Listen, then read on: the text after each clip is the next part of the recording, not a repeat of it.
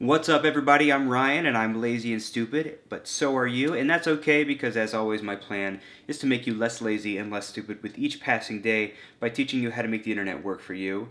And today, we are going to talk about starting your own personal website or blog. More specifically, we're going to talk about some of the tools and platforms that you can use for your own website or blog, and I'll also be taking you behind the scenes at my website, which is lazyandstupid.com. And I'll kind of show you what sort of tools that I use and some of the settings that you can use to get started. And we'll get started with that in just a second.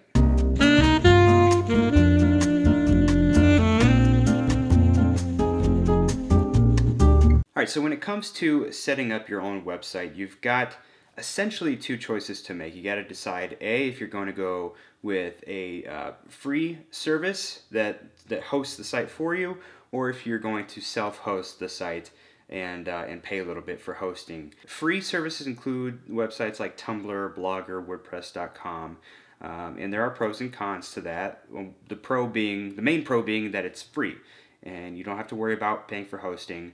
And setup is pretty easy as well too. But the cons to that are, you're going to, well, number one, you don't get a custom URL. So for example, if I was using Tumblr for my website, it would be lazyandstupid.tumblr.com. Also, you lose out on some flexibility that you would have if you have a self-hosted site. The second option would be to have a self-hosted website, and that's essentially where you would pay a company to host your website on the internet. And typically you would use what's called a content management system, or CMS. And if you're familiar with starting a website at all, WordPress, Drupal, Joomla, those are some commonly used CMSs. Some of the pros and cons to having a self-hosted website is, like I said, that flexibility that you don't get with a free hosted site. You get all sorts of flexibility and lots of different options to choose from. You get a custom URL, so that's how I was able to get lazyandstupid.com, not lazyandstupid.tumblr.com. And a lot of times these hosting services offer other complimentary services that are included, like custom email addresses. So for example, I use Ryan at ryanhafey.com, and that's because through my hosting account, I own ryanhafey.com, and thus I was able to create an email, Ryan at ryanhafey.com. The main con for having a self-hosted website, at least for most people, is simply the cost. And it's still not that expensive to have a self-hosted website, but that is a factor. And if you don't have a lot of money, then you might want to go with a free option. Now, I personally prefer to go with a self-hosted website, and I prefer WordPress. Now, WordPress does offer the free option where you can sign up for an account at WordPress.com and start a blog that way, or you can use their self-hosted content management system software, and that gives you a lot more flexibility and options. So that's what I use. WordPress is probably one of the more popular content management systems out there.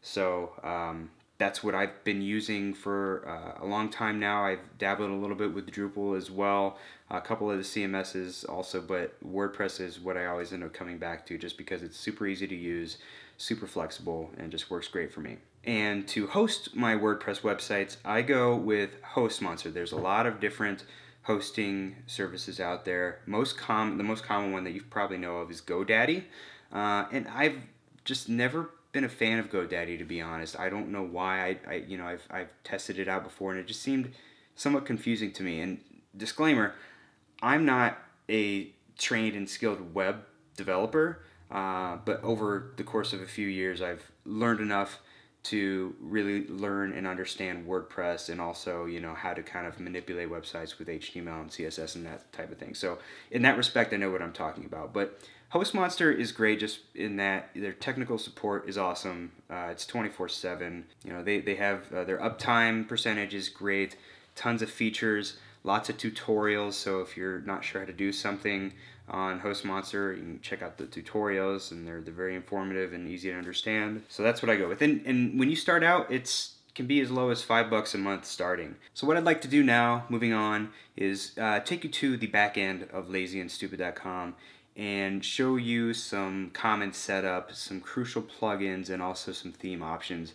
Just enough information to at least get you started, and then possibly in future episodes we can kind of dive a little bit further in to the WordPress WordPress platform and kind of show you a little bit more in depth some of the other functionality. So let's go ahead and get started with that. Okay, so here we are on lazyandstupid.com. You'll notice that there's not much to it really at this point, and that's kind of intentional because I wanted to use this website as sort of a way to show you how to do certain things in terms of web design and WordPress in future episodes. So it's bare because I wanted to be able to build on it over time. So you see I've got the home page, which is just a video and a little description below. I got some follow buttons. I've got the vlog link, which basically has posts of all the episodes I have to date, which you may recognize there. And then contact, which has a simple form on it if you want to get in touch with me. I'm not going to go over a whole lot in terms of how to actually install WordPress and get set up with hosting. You know, especially if you go through HostMonster, there's going to be plenty of tutorials, and actually setup is super easy. Just to sign up for a hosting account only takes a couple minutes, and then typically, at least on HostMonster, they have what are called simple scripts that allow you, with a matter of a few clicks, to install WordPress and get going. But I'll leave links that you can refer to in the description in order to get into that. But once your website is installed with WordPress, the way to access the back end of it typically will be to go to your username.com//wp-admin.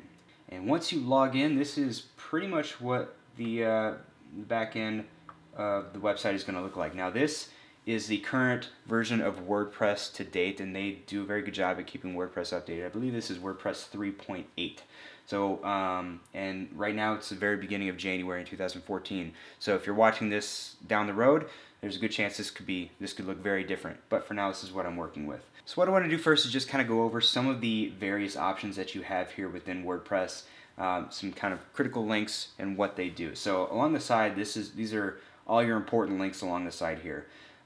This is your dashboard, what you're logged into when you first sign in. I typically don't spend a lot of time here. You might spend some time here if you want, depending on how you set it up. I personally don't. Over here on the left, you have posts, and this is where you can go in and publish and edit new blog posts, or in my case, vlog posts. Down here you have media. If you want to upload videos and pictures and things like that, you would do that in this area here, and you can also go here to edit them. Here we have pages. Pages are exactly what it sounds like, just static pages on the website. Example of the page on the site here is my contact page or the home page. Below pages we have comments. Comments are where you can moderate any comments that you get on your vlog, quite simply. Contact we'll skip for now because that's related to something else. Appearance, this is where you would moderate all of your theme options. How depending on what theme you have installed, you can even go down to your theme editor and mess up with the CSS and like stuff like that a little bit. You can add a header here, change the background of your site, all that kind of stuff there. All right, next is plugins, and plugins just basically allow you to add extra functionality to your site that's not already there. Whether it's you want to add a photo gallery, or you maybe want to add like an image slider, all sorts of different stuff. So social media buttons and things like that. And we'll go over that a little bit more in depth here in a minute. Users here, this is where if you want to have multiple users for your site, you can add and remove users there. Tools, I personally don't touch tools a whole lot. All right, so settings is next.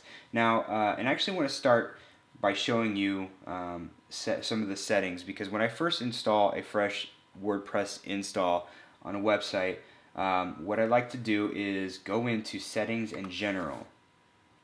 Right here. When you get here, up at the top, you're going to see site title and tagline.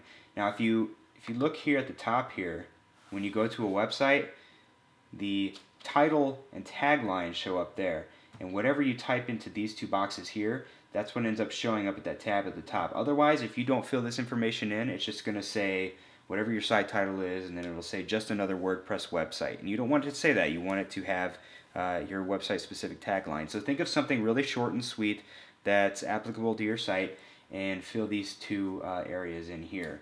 Everything that's below there should pretty much be filled out the way that you would want it to, so you don't really need to mess a whole lot with that.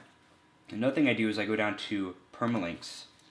And Permalinks here, it just this allows you to determine how you want your links to appear on your site. So for example, this first option at the top here, that's not too pretty. Just say lazyandstupid.com/?p=123.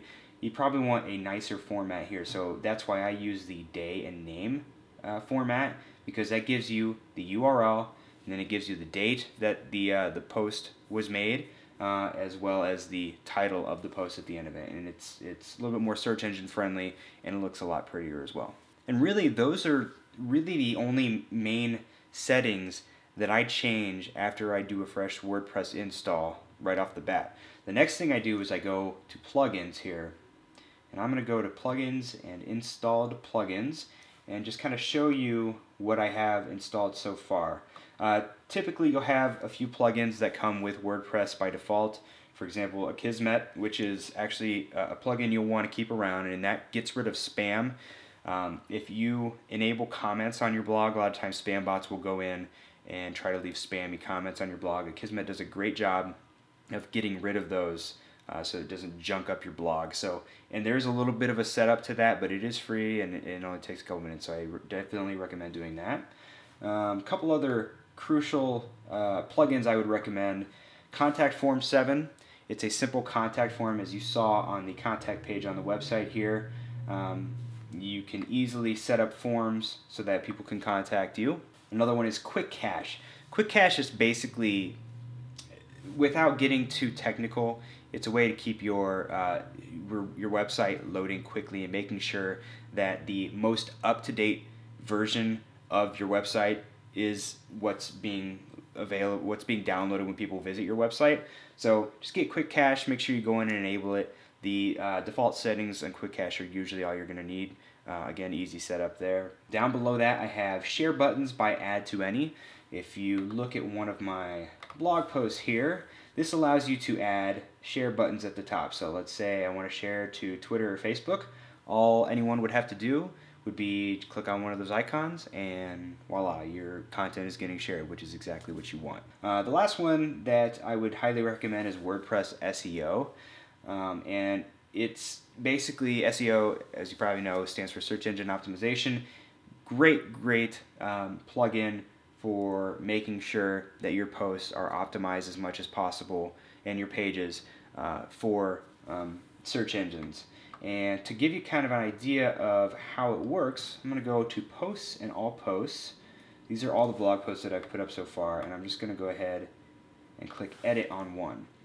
Now when you install this plugin, you scroll down to the bottom here, you'll see this section here. It's called WordPress SEO by Yoast, and it gives you the option to type in a focus keyword for your posts. Gives you an option to specify an SEO title, which is usually already put in there, but you can change it if you want to, and a meta description. I actually read an article recently from someone who works at Google who says he doesn't use meta descriptions for the risk of possibly duplicating data within your posts. So I personally leave metadata blank, but if you want to write a shorter description of your blog post and put it in meta description, then you can. And meta description is basically what shows up if someone searches for a topic related to your blog post or whatever in Google, and when it shows up, it'll have the name of the blog post and then the short description. The meta description is that short description beneath the link. All right, and while I'm here, I might as well show you some of the other options of a new post page, and this looks very similar to if you were trying to create a new page. But up here you've got publish options. This is actually, I believe, typical or specific to my particular theme, so disregard that. Categories. All this stuff over here is also specific to my theme. You can add tags for your posts. You can set a featured image, etc., etc. So, and down here you can specify if you want to allow people to be able to comment on your posts, all that kind of stuff. Some other notable plugins that I don't have on lazyandstupid.com, kind of because they're not really relevant to my website, but they were really good plugins, is NextGen Gallery. It just allows you to add photo albums and galleries to your website.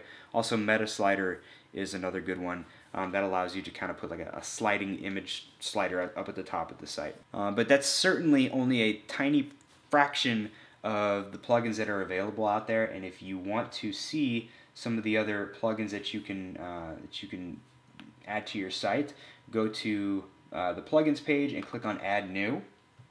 And you can find the most popular ones by clicking Popular here up at the top.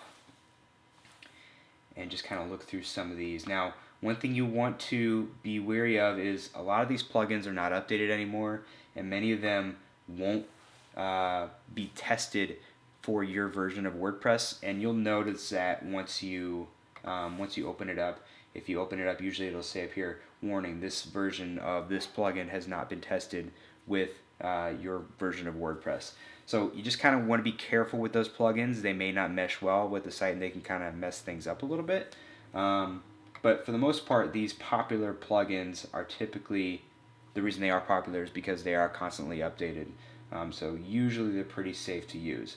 Another thing to keep in mind with plugins is the more plugins that you throw into your site, the slower it makes your site. Your site's going to slow down a little bit if you're just loading it up with a bunch of extra coding that it has to deal with. So usually simpler is better.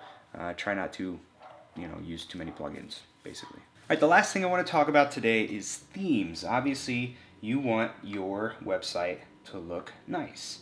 And again, that's another area where you have lots of options. To see what theme you have, and WordPress comes with a default theme. There's not a lot to it, so you may want to consider changing it. But if you go here to Appearance and Themes, this is where you can see which theme you have active. And this one here, the 2013, oh actually no, it looks like 2014 might now be the default theme that WordPress comes with the site. And it's, it looks pretty clean and everything like that. But if everyone used the same theme, then nobody's sites would really look that different from one another. The theme that I actually use, I actually paid for a theme, and it's called Weaver, what is it, Weaver 2 Pro. And this is the website for the theme that I use. It's only 30 bucks for the personal version, 50 bucks for the professional version. And I believe the only difference is that the professional version allows you, if you're going to be creating websites for clients, this license will allow you to be able to transfer ownership of the website once it's created to your clients. I believe I went with the professional version. It gives you free, unlimited downloads of the theme once you pay for it, no matter which one you use. But I highly recommend it because, and I'll show you here, when you install this theme, you get these two new links here under Appearance. With the default theme, your options are super limited, but with this particular theme, see, first of all, you have main options, and you have mobile options, advanced options, admin options, and then under main options, you've got all these different options, and each page pretty much looks like this. Now that can look a little cumbersome and overwhelming, and there is a little bit of a learning curve to it, not gonna lie, because there are so many options, and sometimes it can take a little bit of time to find what you're looking for, but it gives you almost endless possibilities of how you want to make your website look. So I've used this for a long time, and even if there's an option in here that there's not an option that you need, you can go into advanced options and go down here and add in custom CSS to basically to get the desired change that you're looking for. So, and I'll include a link to the Weaver theme as well. Another thing I like about Weaver is their forums are really good. Typically, there's a couple users that I usually see on the forums, and they're very quick at getting back to you if you have questions or anything like that. So I highly recommend that. Otherwise, if you don't want to pay for your theme, and you don't have to, there are still lots of options. So let's go back to Appearance and Themes here. I'm going to go to Add New. Best thing to do is once you get to the Install Themes page here, is just click on Featured. You can click the some of those options on the last page and try to find a theme that way. I find that it's easier just to kind of go to the Featured Themes page and look and see what kind of themes people are using most, and pick from one here. And you can also look for recently updated, newest, etc. If you know of a theme that someone told you about, you can search for it. You can even do Google searches. A lot of people will give away free Google themes. The only thing is, when you go with when you use a theme that's free, typically it's a freemium type theme where you're only getting a certain amount of options. You're not getting everything that you might want. But if you're a novice website, if you're just starting a website for the first time, that may be perfect for you. You may not need to, do a whole bunch of extra stuff to your website. Well, anyway, I think that about wraps it up for what I wanted to go over in this episode. I'm sure you probably have a lot more questions about how to get started with WordPress. My recommendation, honestly, would just be to kind of get one started. Maybe just load up a test site and play around with it and kind of play with a bunch of different features. But if there are any specific features that you're confused about or that you want to learn more about, let me know. I've been using WordPress for a long time now, so I'm pretty familiar with it. So I'd be happy to do an instructional video to kind of show you a little bit more in depth about some of the features. But anyway, thanks for watching. Now get up and go do something awesome, and we'll see you next time. Bye-bye.